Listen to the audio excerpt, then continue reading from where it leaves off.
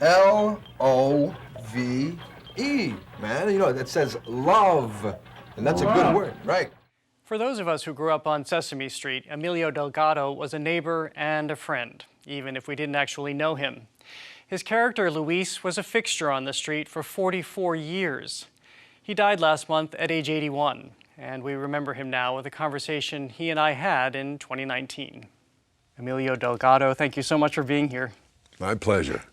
How open were people to you when you first began auditions and you began making your way into acting? I was going around banging on doors, auditioning and everything, but it was very difficult because at that time it was considerably different in terms of the representation of Chicanos, Mexican Americans, Latinos.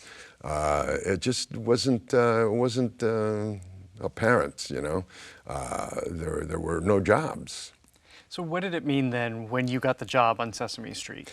Well, it changed everything for me, but I was very proud of the fact that that whole time before I got that job on Sesame Street, I had been very much involved in trying to change that for Latinos. I was part of several groups in Los Angeles of Latinos and Latinas that we were trying to make people see that we were human beings, that look, we were bankers and we were teachers and we were professional people also.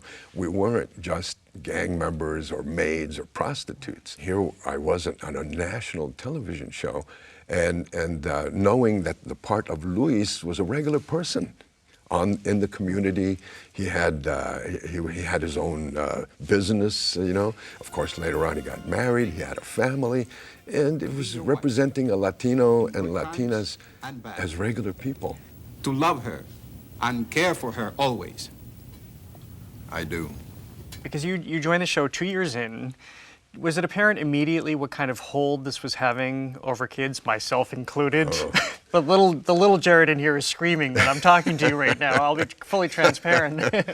But did you understand what the show meant, or did it grow in that regard? No, we didn't know. I mean, I didn't know. I mean, I came into New York City, and that was a totally different experience for me.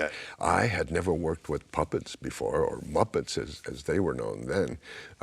But I think a very important thing that with me as an actor is that I had a fantastic sense of the cancellation of disbelief, you know? I mean, I just went with it. And I didn't even look at the puppeteer under the table. Well, finally, I have to ask, you're in the rare position, I would guess, of people, you have such a wide audience and such a huge audience of people who grew up watching you that they feel they must have some level of ownership over you as you go about in the world. What is that like? Yeah. You must feel that responsibility. Oh, absolutely, yes.